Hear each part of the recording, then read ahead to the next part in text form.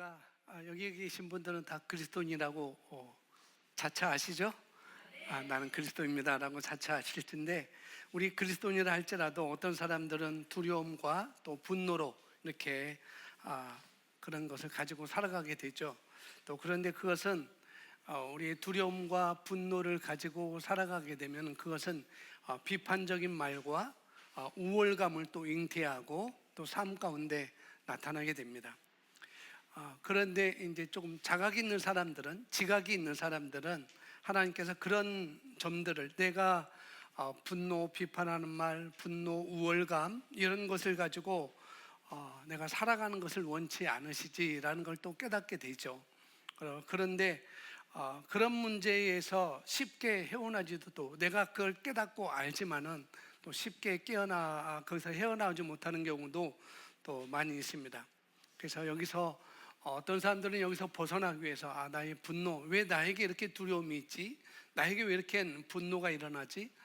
나는 하고 싶지 않은데 왜 이렇게 나는 비판적인 말을 하고 있지? 라는 그런 말을 내가 벗어나기 위해서 성경을 더 많이 읽기도 하고 더 많이 기도를 하기도 하고 또 고백 기도도 더 많이 하는 경우도 없지 않아 있습니다. 그러나 그런다고 해서 이런 문제에서 쉽게 우리가 벗어날 수는 없다는 거죠. 쉽게 되면 정말로 좋겠는데 쉽게 그렇게 안 된다는 사실이 우리 살아가는 삶이 아닌가 봅니다. 그래서 화라든지 두려움이라든지 그리고 비판적인 말은 사실상 우리 그리스도인으로서 하나님의 사랑받는 자로 그건 정상적인 것은 아닌 거라는 거죠.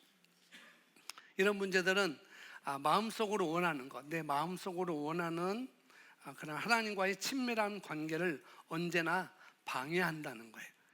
내게 두려움이 있고 또 분노가 있고 또 내 안에서 원하지 않는 그런 비판적인 말을 할 때는 하나님과의 나의 관계는 아주 친밀한 관계를 하나님이 원하시는데, 나도 또 그렇게 원하는데 그런 친밀함을 방해하는 요소가 된다는 것이죠. 그래서 인간적인 실패나 실수, 또 그리고 사람들과의 그릇된 경험들 때문에, 내가 존경하는 사람으로부터, 내가 사랑하는 사람으로부터 내가 그동안 맺었던 그런 이익과의 그런 관계 때문에 우리가 사는 세상은 완전하지 못하죠. 그러다 보니까 그런 문제들이 반복되는 삶 속에서 우리가 나타나게 되고, 그 값을 또 자기가 고스란히 또 그 값을 치르게 됩니다. 심리학이나 정신의학에서 말하는데, 그런 실패, 그런 실망, 또는 사랑하는 사람으로부터 받은 배신감은 언제고 또 다스리기 쉽지 않다는 것을 심리학에서도 그렇고 또 정신의학에서도 그렇게 말을 하고 있습니다. 그러나 우리 하나님께서는 그런 것들을 아주 완벽하게 회복시킬 수 있는 그런 하나님이십니다. 그런 하나님과 친밀하게, 그런데 그것은 그냥 되는 게 아니라 내가 하나님과 얼마나 친밀한 관계를 갖느냐, 거기에 따라서 달라지는 것이죠. 그래서 인간의 창조된 목적, 그래서 오늘 제목이 나와 친밀함을 누리려고 이 땅에 예수 그리스도를 우리에게 보내주셨다는 것. 이미 창세 전부터 하나님은 친밀한 관계 속에서 인간을 창조하시고, 근데 그 죄로 말미암아 그 친밀함이 사라지게 된 것이죠.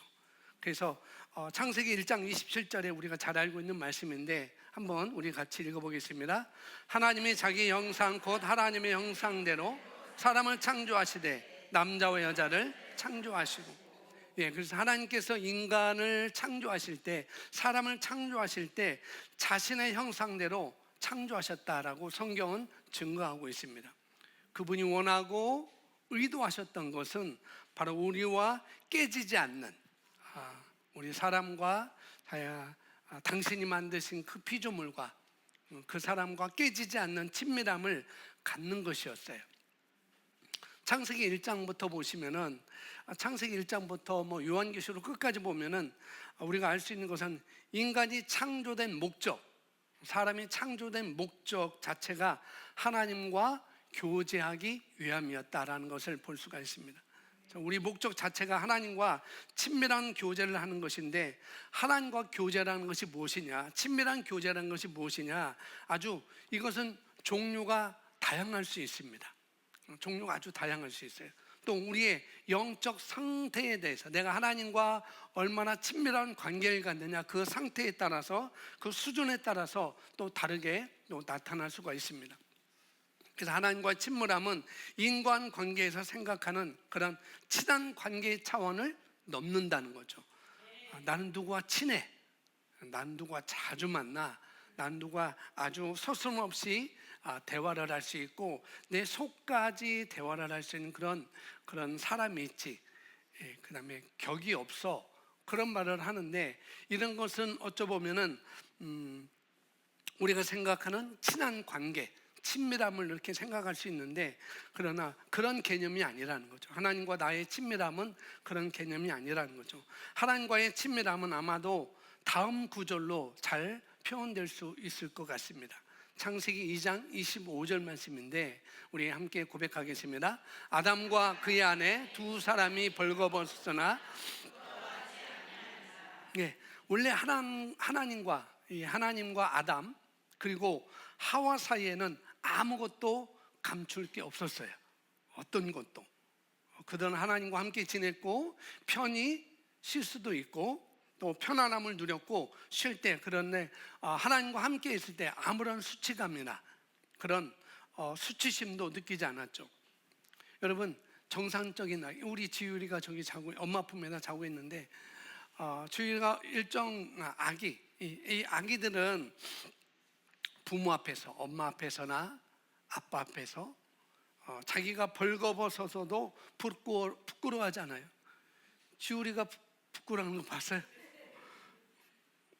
엄마가 저기 있는데 아기들은 그렇다는 거죠. 왜냐면은 그 부모를 그 아기는 무조건적으로, 나의 부모는, 나의 엄마는, 나의 아버지는 무조건적으로 나를 받아주는 거예요.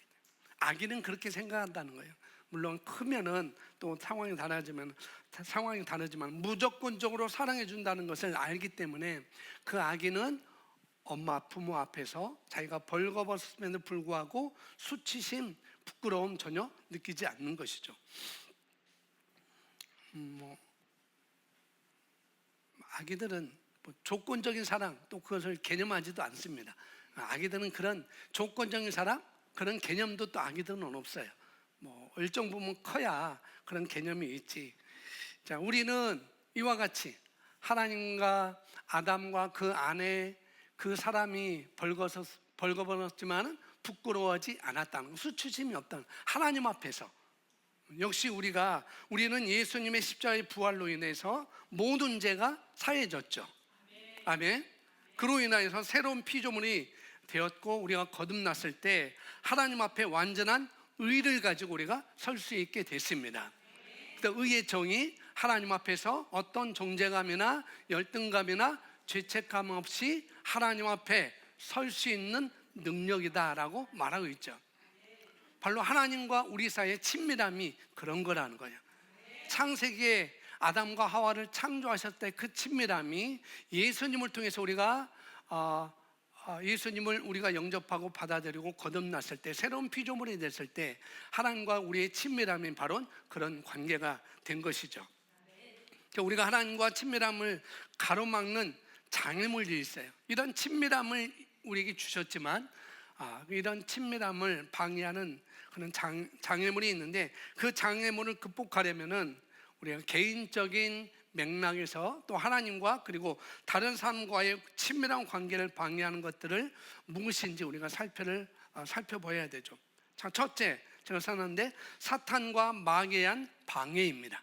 가장 첫 번째죠. 우리 문화, 우리가 살고 있는 이 문화, 또 현대 철학 또는 기독교 내에서 사탄을 어떻게 생각하는지와 또 무관하게 사탄의 존재는 매우 실제적이라는 거예요. 어제 제가 사단은 실제적인 존재라는 것, 마귀도 그렇고 귀신도 그렇고 악한 영은 실제적인 존재입니다. 실제적인 존재임에도 불구하고 하나님과 우리의 친밀함을 방해하는 요소가 사단, 마귀라는 거예요. 또 문화를 통해서 방해를 하고 어떤 철학과 어떤 기독교 내에서도 어떤 그런 방해를 하게 되는 것이죠. 그래서 사단이 우리가 스스로 대적하도록 이용하거나 또 우리가 외소롭지 않게 잔인한 행동을 하도록 만드는 것, 우리가 예사롭지 않게 잔인한 행동을 하도록 만드는 것은 우리를 하나님과 아버지로부터 떼어놓는 것이 그 목적이기 때문에, 그 누구라고요? 사단과 마귀라는 거예요. 그래서 사단과 마귀에서 우리는 하나님과 친밀함을 방해받습니다. 두 번째는 뭐냐면은 방해물은 원죄입니다. 자꾸 이 원죄를 자꾸 갖고 다녀요.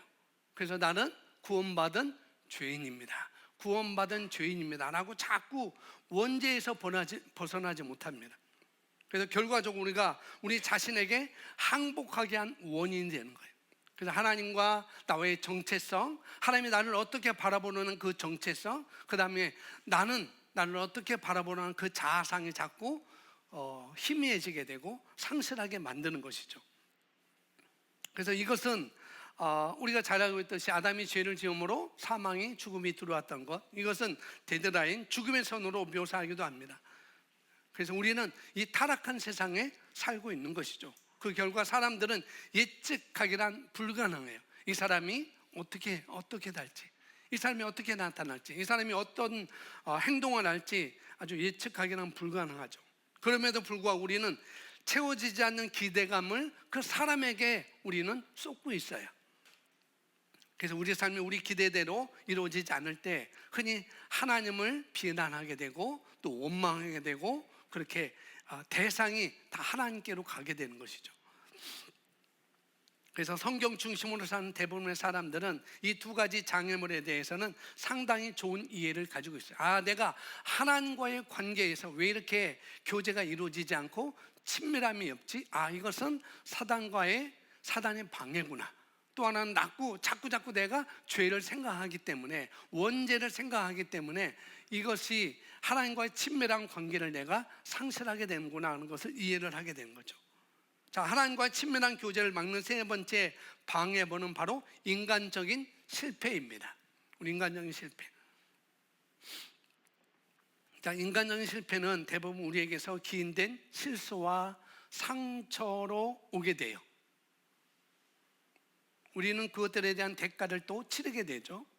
실패와 실망, 혹은 사랑하는 사람, 또 가까이 있던 사람으로부터 받는 상처를 받아들이기가 어려워요. 그 상처를 잊는데, 그래서 제가 읽고 있는 책 중에 밥 멈포드라는 분이 쓴 책이 있어요. 아가페 사랑이라는 책이 있는데 오늘 말씀도 거기에서 일부러 이제 발췌한 겁니다. 이분이 결혼 생활을 하고도 10대 때 아버지로부터 거절당했던 것. 이 몬포도라는 이분이 10대 때 그 엄마와 아버지의 이혼 그런 진행 과정에 있어서 그 아버지는 따로 살고 있고 자기는 자기 누이들과 엄마와 함께 살고 있었는데 아버지를 찾아갔었어요. 아버지를 찾아가서 교제를 하면서 또 친밀함을 함께 하면서 이제 자기 집으로 돌아오는 과정에 자기 어머니를 변호를 한 거죠. 변호를 하는데 아버지가 그러면 안 됩니다. 아버지 잘못입니다. 라고 변호를 하는데 그만 언쟁이 높아지자 아버지가 화나가지고 이 10대인 그 아들을 도로 한복판에 세워두고 그냥 떠나버린 거예요. 근데 그 거리가 아버지 집과 자기 집 거리가 가까웠으면 괜찮을 텐데 마치 통진에서 여기 오는 것처럼 상당한 먼 거예요. 160km의 그런 거리. 지금 내가 엄마와 함께 살고 있는 그 집을 가기 위해서는 160km의 거리를 가게 되는데 그 거리에서 자기를 놓고 아버지는 떠나버린 거예요. 그 아버지는 밥 몬포더라는 이 자녀에게 너는 구제불능이야. 너는 뭐를 하더라도 더는 되는 것이 없을 그런 삶을 살 수밖에 없어라고 그 자녀에 대해서 아주 엄포를 놓고 그런 아버지였습니다. 그런데 밥 몬포도 목사님이 결혼 생활하고도 10대 시절에 아버지로부터 버림받았다는 상처로 인해서 자기 안에 어떤 특정인, 그런 아버지 특정인은 아니지만 아니지만은 원인이나 이유가 분명치 않은 두려움과 연결된 뿌리 깊은 내적인 분노가 자기에 있었다는 거죠. 그래서 이 내적인 분노가 자기 아내에게도 사랑하지만 표출하고, 자기 자녀를 사랑하지만 자기 자녀에도 이 분노가 나오게 되는 것을 알았다는 것이죠. 결국 이 두려움과 분노는 비판하는 말과 우월감으로 이 목사님에게 나타났고, 또 결국 하나님과의 친밀한 관계를 언제나 방해하는 요소가 되었다라고 이렇게 간증하는 내용이 그 책에서 나와 있습니다. 아담과 하와는, 우리가 봤더니 아담과 하와는 하나님과 아주 친밀함으로 함께 지내고 있을 때, 그때 하나님이 말씀하셨죠. 창세기 2장 17절에 그 말씀인데, 선악을 알게 하는 나무의 실과는 먹지 말라, 내가 먹는 날에는 정녕 죽으리라 하시니라. 자, 어떻게 보면 이 말씀이 하나님이 죄를 짓도록 하기 위함으로 보여지지만 그렇지 않다는 거죠. 그들에게는 자유의지가 있었습니다. 그죠? 자유의지가 있었어요. 근데 자유의지를 어떻게 선택하느냐, 거기에 따라서 달라지는 것이죠. 결국 아담과 하와가 지은 죄 때문에 하나님과 그분의 창조물 사이에는 창조물 사이가 나뉘어졌고, 결국은 사망이 인간에게 들어오게 된 것입니다. 여기 표가 있는데, 하나님은 원래 우리가 알고 있는 창세기에 하나님의 형상대로 사람을 창조하셨어요. 그런데 창세기 2장 17절에 선악을 알게 하는 나무 열매는 먹지 말라, 내가 먹는 날에는 정녕 죽으리라 하시니라. 그래서 로마서 5장 12절에 이러므로 한 사람으로 말미암아 죄가 세상에 들어오고 죄로 말미암아 사망이 왔나니, 이와 같이 모든 사람이 죄를 지었으므로 사망이 모든 사람에게 이르렀느니라 라고 말씀하고 있습니다. 이 죽음의 선, 죄로 인한 죽음의 선이 하나님과 사람 사이에 만들어진 것이죠. 하나님과 이 창조물 사이에 깨어진 관계를 이 죽음의 선은 나타내는 것인데, 그 결과로 뭐가 됐느냐? 밑에 작은 것이 죄, 수치감, 죄책감이 오게 된 것이죠. 이것이 온 인류에게 들어오게 된 거예요. 그래서 이와 같이 모든 사람이 죄를 지었으므로 사망이, 그 사망으로부터 오는 죄, 수치, 죄책감 등이 온 인류에게 찾아오게 된 것입니다. 그러다 보니까 창세기 3장 7절 우리 함께 읽어보겠습니다. 시작.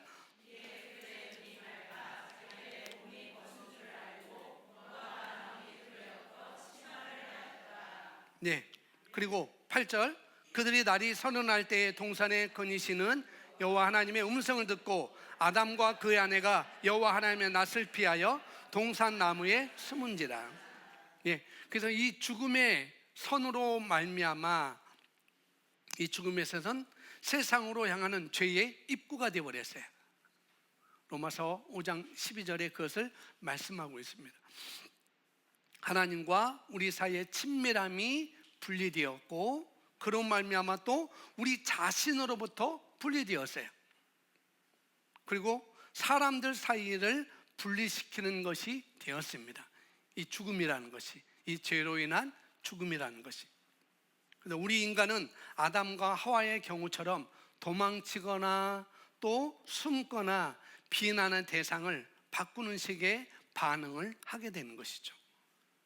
아담이 그토록 자기 아내를 보고, 야, 저도 연애할 때 이선자 사모를 보고, 당신은 내 뼈 중에 뼈요 살이요 살 중에 살이로다라고 편지를 보냈어요. 글쎄 제가.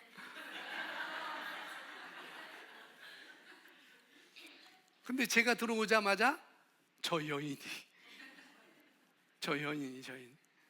비난하는 것, 그러니까 비난의 대상을 바꾸게 된 것이죠.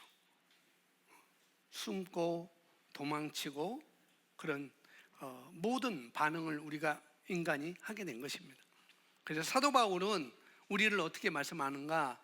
죄로, 허물과 죄로 죽었던 너희라라고 말씀하고 있어요. 그러나 하나님은 우리를 아버지께 나아가도록 하기 위해서 예수님을 우리에게 보내주셔서 죽음의 선을 넘어가셨습니다. 아멘. 요한복음 3장 16절 말씀 함께 있습니다. 하나님이 세상을 이처럼 사랑하사 독생자를 주셨으니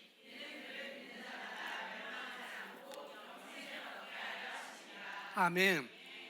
자, 이 말씀은 요한복음 3장 10, 이 말씀은 종종 이렇게 선언하는 말씀으로 사용하기도 합니다. 뭐냐면은 하나님께서 오셔서 당신의 죄를 용서하신 것은 당신이 거듭나서 지옥을 면할 수 있게 하기 위함이었습니다 라고 그렇게 종종 사용하기도 합니다. 물론 틀린 것은 아니에요. 맞습니다. 그러나 멸망하지 않고는 진정한 구원의 목표가 아니었다는 것. 뭐예요? 목표는 영생이었습니다. 영생을 얻게 하려 하십니다. 자, 예를 들면 여러분이 흙탕물에 빠져요. 여러분이 우리 민국 형제가 하얀 옷을 깨끗한 옷을 입고 오셨는데 미국 형제가 흙탕물에 그냥 빠졌어요. 그 하얀 옷이 어떻게 해요? 이건 뭐 냄새도 나고 흙탕물이고 이게 좋은 명품 옷인데 걸작품으로 명품 옷을 나에게 입히셨는데 그만 내가 잘못으로 인하여서 흙탕물에 빠져버렸어요. 그래서 죽어가는 나를 그 하얀 새하얀 그 옷을 입고 있던 내가 흙탕물에 죽어가는 나를 누군가에서 구출해 줬어요. 이것이 멸망하지 않고 근데 여전히 구출해 줬는데 죽어가는 사람 여전히 구출해 줬는데 그 옷을 보니 어때요? 냄새나고 더럽고 원래 옷이 아니었죠. 자, 멸망치 않고는 그런 의미라는 거예요. 그래서 영생을 얻게 하려 하심이라 그런 의미는 뭐냐면은 그곳에서 흙탕물에서 구원해서 그 옷을 다 벗겨내고 목욕시키고 깨끗하게 하고 화장품도 바르게 하고 어떻게 해요? 다시 새 옷을 입게 한 것. 그것이 바로 영생을 얻게 하려 하심이라입니다. 그래서 멸망치 않고에서 끝나는 것도 있지만 더 중요한 것은 우리에게 영생을 얻게 하기 위해서 우리를 구원하셨다는 것. 그래서 영생을 얻게 하려 하십니다. 그는 흙탕물에서 건져냈을 뿐만 아니라 어떻게 해요? 깨끗하게 씻기고 새로운 옷을 입혀 다시 새로운 삶을 살도록 하려는 것. 자, 이것은 어떤 관계보다도 친밀한 관계를 말하고 있습니다. 영생을 얻게 하려 하심이라 이것은 어떤 관계보다도 아주 친밀한 관계를 말하고 있다는 거죠. 예수 그리스도가 죽은 것은 지금 이 세상에서 우리로 하여금 그리스도와 아버지 두 분을 친밀하게 알고 그 친밀함을 누리도록 하기 위함이었습니다. 이것이 구원의 목적입니다. 예수님께서는 저와 여러분이 아버지 하나님과 친밀하고 그리고 가깝게 1대1의 관계로 교제할 수 있게 하기 위해서 그의 생명을 주셨어요. 아멘.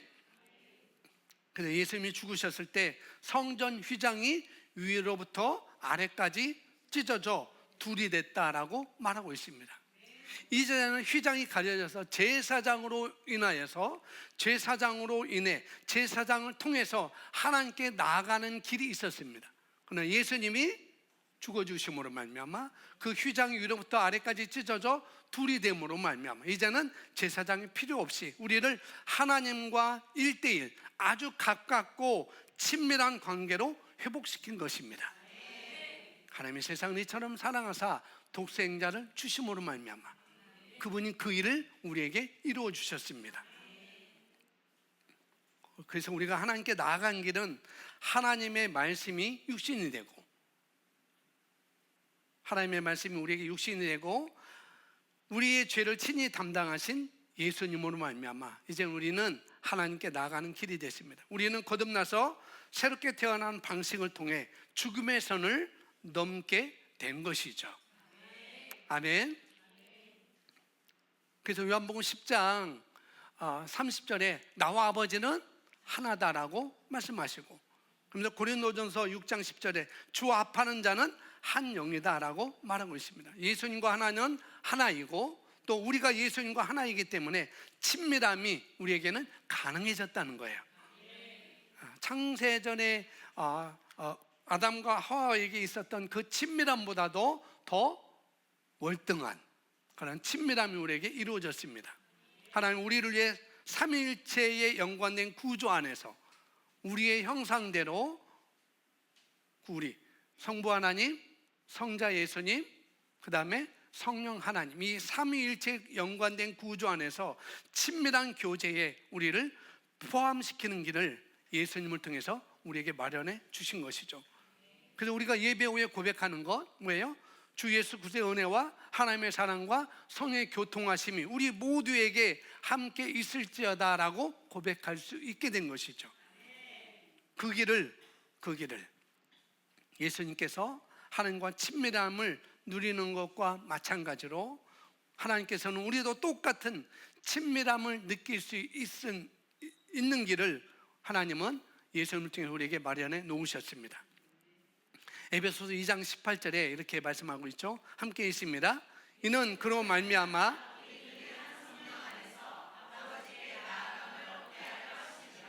한 성령 안에서 누구에게? 아버지께 나아감을 얻게 하려 합니다. 친밀함을 갖게 하기 위해서. 그리고 고린도후서 5장 19절에 곧 하나님께서 그리스도 안에 계시사 세상을 자기와 화목하게 하시며 그들의 죄를 그들에게 돌리지 아니하시고 화목하게 하는 말씀을 우리에게 부탁하셨느니라. 아멘.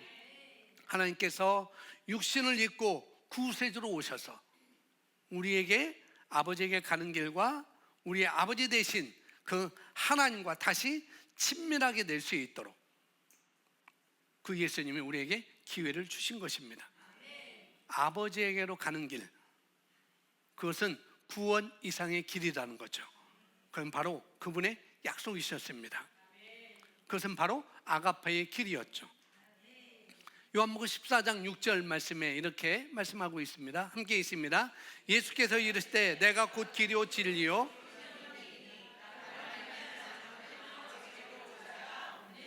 아멘. 예수님의 사명은 우리를 아버지께 데려가서 타락 때문에 빗나간 우리, 죄로 인해서 빗나간 우리를 사랑과 친밀한 관계로 회복시키는 것이 바로 예수님의 사명이셨어요. 아멘. 그래서 내가 곧 길이요 진리요 생명이다, 그렇게 말씀하시죠. 나는 아버지께로 가는 길이요, 나는 아버지에 관한 진리이며 나는 아버지의 생명이다라고 이렇게 말씀하고 있습니다. 하나님 아버지께서는 인자로 오신 당신의 아들을 통해서 지금도 사람을 찾고 계셔요. 구세주는 아가페의 길을 예비하는, 아가페의 길을 만드시는 그런 방법을 통해 우리를 친밀한 가운데로 인도하셨습니다. 그 목적이자 방법이 뭐냐? 에베소서 2장 8절에 나오고 있어요. 함께 있습니다. 너희는 그 은혜에 인하여 믿음으로 말미암아 구원을 받았으니 이것은 너에게 난 것이 아니요 하나님의 선물이라. 예, 다른 것이 이게 아닌가? 이건 하나님의 선물이에요. 우리가 뭘 해서 되는 게 아니에요. 그냥 선물은 그냥 받으면 돼요. 아멘.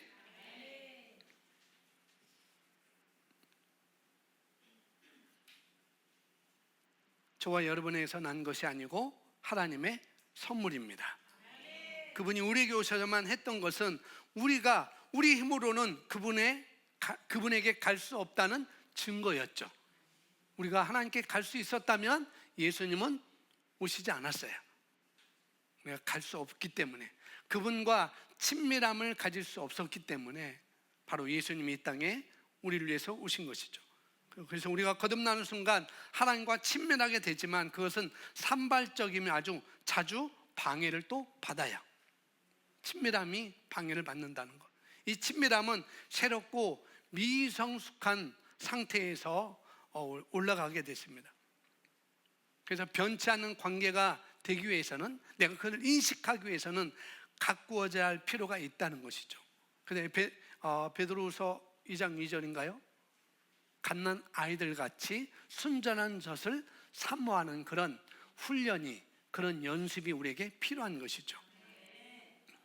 우리가 잘 알고 있듯이 아가페는 그리스도로 사랑입니다. 사랑. 그 아가페 길은 그분이 우리를 자신에게로 데려가기 위해서 만드신 사랑의 길이라는 것이죠. 천국이 목적이 아니라는 것을 우리가 이해하는 것이 중요합니다. 물론 천국은 가게 되어 있어요. 근데 그 목적이 아니라는 거예요. 천국 가서도 여러분 하나님과 친밀하지 않으면 어떻게 하겠어요? 그럴 수 없지만 천국 가는 그 이상이라는 걸 우리가 아셔야 됩니다. 여러분이 크리스천으로 죽는다면 여러분은 천국 갈 거예요. 아멘. 그러니까 그 길밖에 없어요. 다른 길은 없습니다. 내가 예수님 믿는데 지옥 간다? 그것은 천둥이 번개 100번 맞아도 소용이 없어요. 다른 길은 없습니다. 여러분 천국 믿으시죠?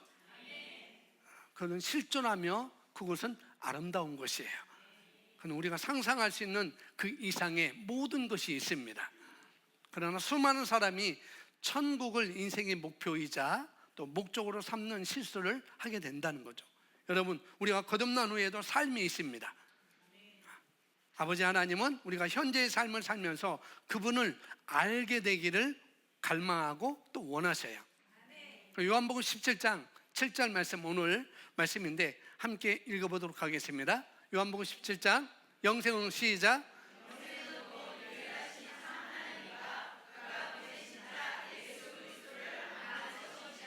예, 아까 말씀드린 것처럼 내 존재의 목적 자체가, 내가 왜 지금 이 땅에 존재하고 있는가, 그 존재 자체가 하나님과의 친밀한 교제를 하는 것이라는 거죠. 근데 우리가 그걸 잘 모를 수도 있어요. 어떻게 내가 하나님과 친밀한 교제를 내가 하고 살지? 그러나 여러분 실망하지 마십시오. 여러분 아침에 일어나서 창밖에 보이는 초록색 나무를 보면서 와, 정말 왜 이렇게 아름다울까? 그 말을 나오는 것은 바로 하나님과의 친밀함이 있는 것입니다. 여러분 음식점에 가서 맛있는 음식을 먹으면서 너무 맛있다. 누가 돈 낼까? 그게 아니고 야, 음식을 먹으면서도 주님께 감사하는 마음이 나온다면 그것이 바로 주님과 친밀한 교제인 거라는 거죠. 그래서 요한복음 17장 3절에 말씀하는 것 같이 가장 중요한 주님과의 친밀함은 참 하나님과 예수 그리스도를 아는 거라는 거죠. 다른 말로는 내주하고 계신 성령님을 인식하는 거예요. 그분이 이미 내 안에 들어와 계시다는 것을 항상 인식하면서 나를 떠나지도 않고 버리지도 않으실 것이라는 그 약속을 내가 붙잡는 것입니다. 하늘 아버지와 친밀한 교제, 그 영생을 더욱더 전문가처럼 우리가 누릴 수 있게 될 것입니다. 그래서 하나님과 친밀함을 갖는 방법이 있어요. 제가 써놨습니다. 첫 번째 뭐예요? 말씀을 읽는 것입니다. 하나님과의 친밀함을 갖는 방법, 말씀을 읽는 것. 그래서 여러분, 우리가 이 하나님의 성품과 하나님이 어떤 분이신지, 나를 얼마나 사랑하는지 그 친밀함을 알면은 첫째는 우리는 말씀을 읽어야 됩니다. 내가 하나님을 알고자 하는 그 마음으로 말씀을 읽으시기를, 하루에 최소 30분 이상 말씀을 읽는 그런 시간을 가져야 됩니다. 하나님께 드리는 거예요, 그 시간을.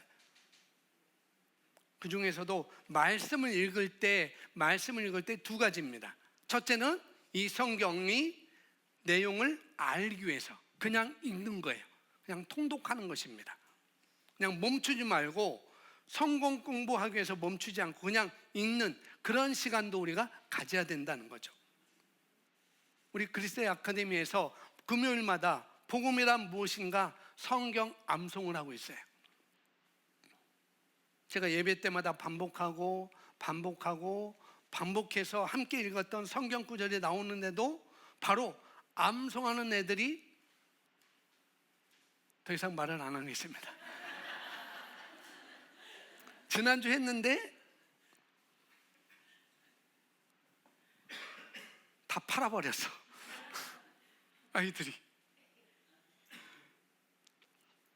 그러니까 성경의 내용을 제가 인용할 때 그 내용이 도대체 뭔지, 성경의 내용을 전혀 모르는 그리스도인들이 뭐 그리스도인지 모르겠지만 하여튼 교회 다니는 분들이 참 많은 것 같아요. 성경의 내용이 뭔지, 성경의 내용을 거의 모르는 거죠. 많은 사람들이. 여러분들이 청년들도 마찬가지입니다. 신앙생활을, 예수를 믿은 지 3년 이상 됐는데도 여전히 아직 성경 한 번도 읽어보지 않았다. 그건 좀 문제입니다. 문제 중에서도 고급이에요. 정말 어떻게 예수를 내가 믿었는데 그 예수님에 대해서, 그 하나님에 대해서 소개를 해주는 것, 그 성경을 내가 읽지 않을까? 그건 좀 문제입니다. 먼저 확실하게 거듭나셨는지 확인해 볼 필요가 있어요. 그래서 이 말씀을 읽어야 되는데 내용이 무슨 내용인지 알기 위해서 우리가 읽어야 됩니다. 두 번째는 그 내용이 무슨 내용인지 알기 위해서는 하루에 3장 정도 읽는 것이 좋다고 생각해요. 물론 1년 되면 성경, 신구약 한경을 하루에 3장씩 읽으면 다 읽을 수 있기 때문에 하루에 3장 읽는 것을 권장을 드리고요. 하지만 억지로 읽는 그 마음은 또 옳지 않습니다. 여러분, 만약에 억지로 읽고 계신다면 정말 내가 거듭났는지, 내 마음에 정말 참 변화가 있는지 한번 체크해 보시길 바랍니다. 나는 정말 성경 읽는 게 싫다. 그건 조금 문제가 있어요. 또 물론 나를 학대하는 부모가 성경 읽게 했다, 그래서 난 읽기 싫다, 이런 게 아니라면, 내가 성경을 읽지 않았다고 해서 회초리를 맞았다, 이런 게 아니라면 성경을 읽기 싫어하는 그 이유는 한번 체크를 해볼 만하죠. 첫째는 성경의 내용을 알기 위해서 내가 말씀을 읽어야 되고, 여러분 성경 그냥 읽는 게 아니에요. 그리고 두 번째는 깊은 공부를 하기 위해서 내가 성경을 읽는 것입니다. 여러 가지 버전으로 번역본으로 읽어볼 수 있고요. 쉬운 성경으로도, 우리말 성경으로도, 현대인의 성경으로 읽어볼 수도 있고, 또 흠정역 성경으로 읽어볼 수도 있고, 영어 성경으로도 읽어볼 수 있습니다. 깊이 있는 공부에 대해서는 하루에 1장 정도, 그냥 쑥 읽어가는 것은 3장 정도, 그 다음에 그것을 내가 공부하기 위해서는 1장 정도, 이렇게 깊이 있게 공부하는 거죠. 바요나 시모나 했는데 그럼 바요나가 무슨 말인가? 이름이 또 하나 있는가? 성인가? 그런 걸 내가 깊이 있게 공부를 해서, 그래서 우리가 성경을 읽는 것입니다. 유다서는 누가 썼지? 요한계시록은 누가 썼지?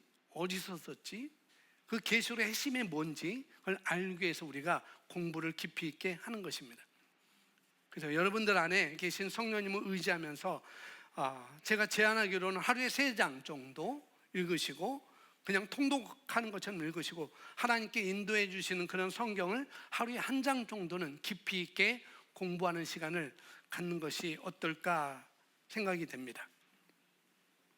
우리가 성경 읽을 때, 성경 공부할 때 어떤 동기로 해야 되냐면은 하나님을 내가 알고 싶습니다. 하나님의 사랑을 알고 싶습니다. 하나님의 나에 대해서 어떤 마음을 갖고 계시는지 알고 싶습니다. 저 같은 경우는 어떻게 읽냐면은 성경 읽고 그냥 쭉 읽어가고, 우리가 LTG 성경 읽기 하잖아요. 쭉 읽고 그 장에 나타난 하나님은 어떤 하나님인가?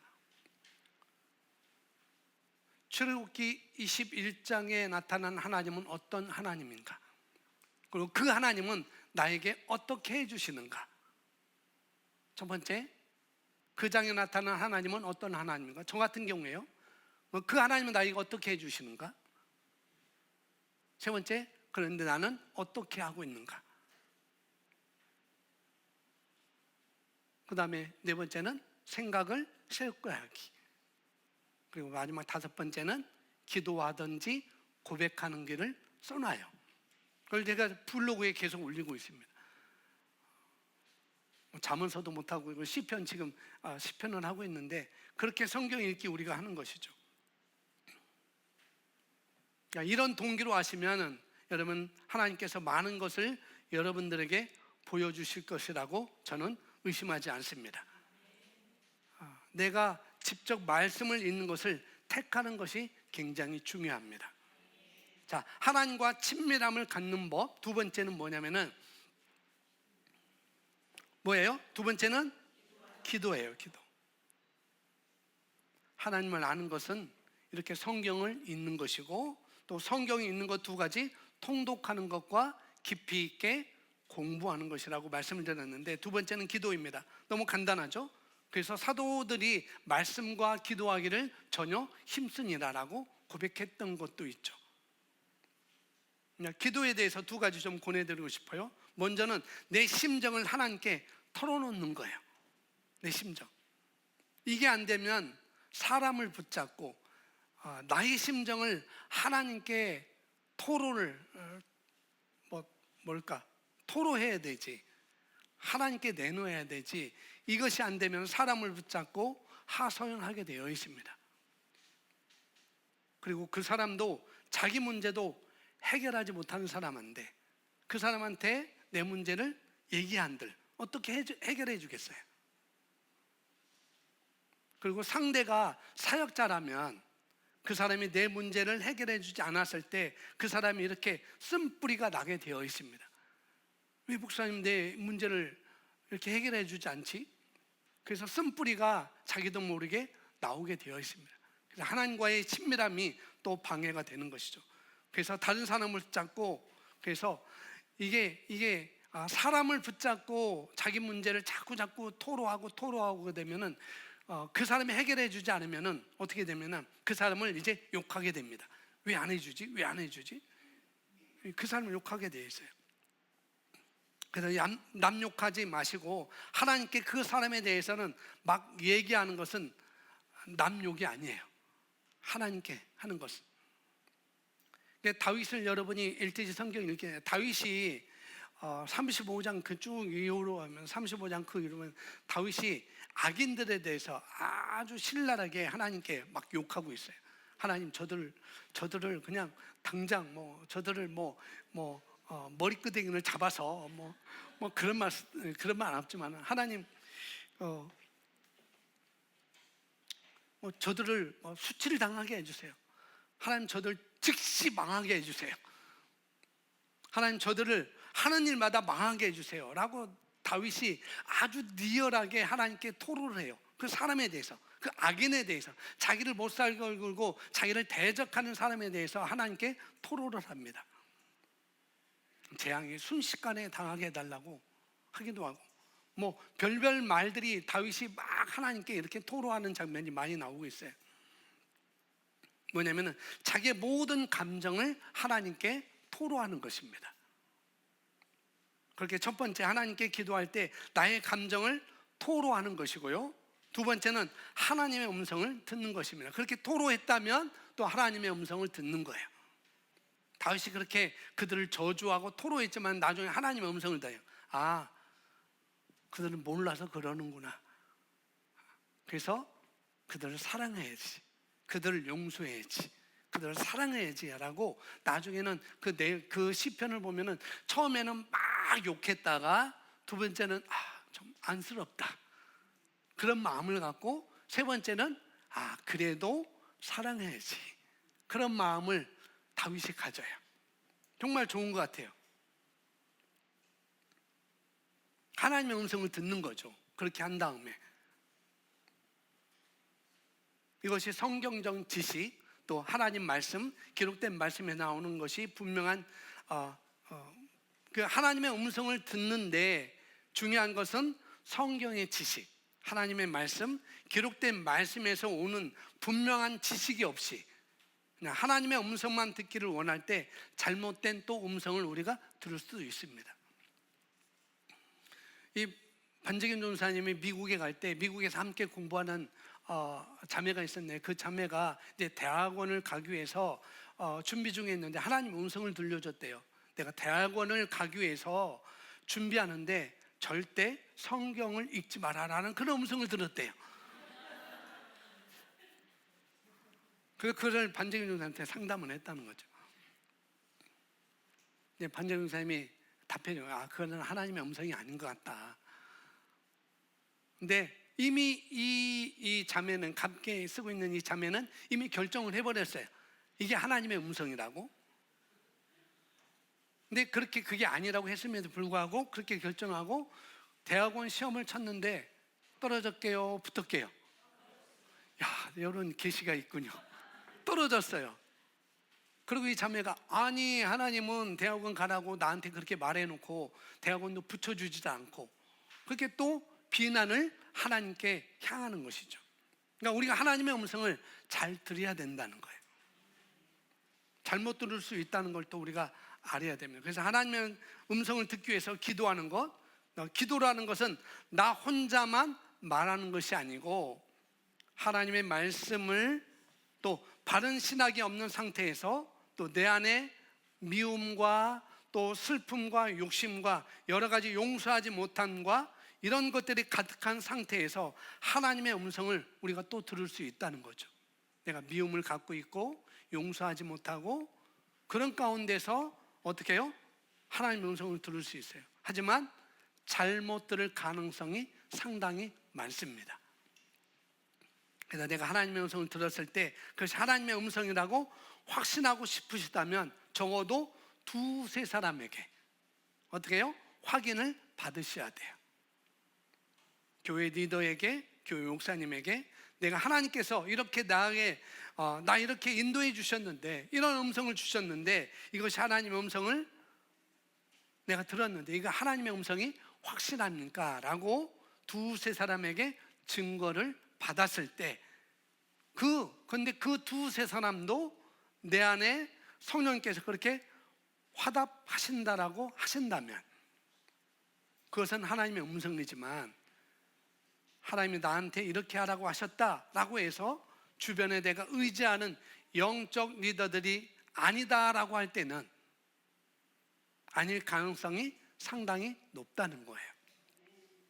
그래서 기도에는 내가 하나님께 털어놓는 것과 또 하나님의 음성을 듣는 것까지 포함하고 있습니다. 하나님의 음성을 듣는 것은 내가 거기에서 훈련되지 않았을 때, 음성 듣는 훈련을 되지 않았을 때 한 두 사람 정도 내가 신뢰할 만한 사람에게 체크를 받는 것이 굉장히 중요합니다. 근데 물론 내가 체크받는 그 대상은 나보다 성경을 많이 알고 있어야 돼요. 성경 한 번도 안 읽은 사람에게 하나님의 음성을 이게 하나님의 음성인지 물어보는 것은 아주 위험합니다. 나보다 신앙이 성숙을 해야 되겠죠. 나보다 성경도 모르고 신앙도 성숙하지 않는 사람한테 확인받아서는 절대 안 됩니다. 그래서 형상이 우리 안에 이루어질 때 하나님과 우리 사이에 친밀함이 가능해집니다. 아멘. 그래서 우리는 이제 관계가 성숙되고 또 열매를 맺기까지 우리가 양육하고 경작하며 보호를 우리가 해야 되는 것이죠. 친밀함은 하나님께 매우 중요한 것이기 때문에 말씀을 공부하는 것과 기도함으로 우리가 함께 나가야 돼요. 우리는 그래서 그분의 기본적인 의도를 이 말씀을 통해서 우리가 알 수 있습니다. 왜 하나님은 나를 사랑하시는지, 왜 친밀함에 계속 교제를 하기 원하는지 우리가 말씀을 통해서 우리가 알 수 있다는 거죠. 우리는 우리 아버지와 이처럼 친밀한 관계가 되는 것을 하늘나라 갈 때까지 기다릴 필요는 없어요. 천국 가서 그분과 친밀해야 되지. 그럴 필요는 없습니다. 이 땅에서부터 우리는 친밀함을 갖고 사는 거예요. 아멘. 그래서 이 아가페의 길에서 얻는 지속적인 관계는 하나님이 우리 안을 보시고 하나님이 나를 보시고 우리가 하나님의 안을 볼 수 있도록 하는 것입니다. 이를 통해서 유대가 있는 신실한 관계에 이르게 되는 것이죠. 하나님과 친밀한 관계는 신앙생활하는 우리 모두에게는 정상적인 삶인 것입니다. 자, 그래서 우리는 하나님께서 참으로 어떤 일을 하시는 분인지, 나에게 어떤 마음을 갖고 계시는지, 그것을 알기 시작할 때 그분을 더더욱 우리는 사랑하게 됩니다. 아멘. 하나님은 저와 여러분에게 친밀함을 누리기 위해서 이 땅에 예수님을 보내주셨습니다. 그 친밀함은 우리가 말씀을 읽는 것과 또 기도하는 걸 통해서 더 그것을 우리가 알 수가 있다는 것. 아멘.